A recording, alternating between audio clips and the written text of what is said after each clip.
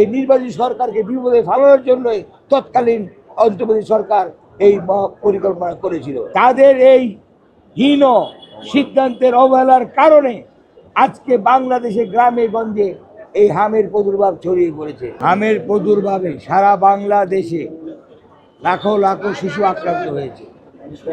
ইতিমধ্যে সরকারি হিসাব অনুযায়ী 610 জন নিশ্চিত হামের মৃত্যু 92 জন এবং বর্তমানে অদ্যাবধি 70,900 শিশু হাসপাতালে চিকিৎসাধীন। এটা সরকারি হিসাব। বেসরকারি হিসাবে আরও অনেক। তৎকালীন অন্তর্বর্তীকালীন সরকার তাদের কাজের অবহেলার কারণে ব্যক্তি স্বার্থ চরিতার্থ করার কারণে হাসিল করার কারণে ইউনিসেফের সরবরাহকৃত ভ্যাকসিন আমদানি বন্ধ করে দিয়ে টেন্ডারের মাধ্যমে তাদের নিজের স্বার্থ হাসিলের কারণে টেন্ডারের মাধ্যমে প্রক্রিয়ায় গিয়ে ভ্যাকসিন আনা বন্ধ করে দেয়, যার ফলশ্রুতিতে এই মরণব্যাধি, এই সংক্রমণ, রোবেলা ভ্যাকসিন না এনে এই হাম সারা বাংলাদেশে ছড়িয়ে দিয়েছে।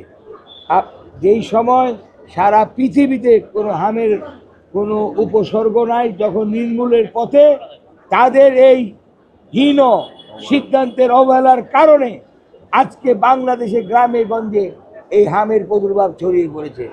আমি আমার দায়বদ্ধতার খাতিরে আমার এলাকায় অনেক শিশু মারা গেছেন।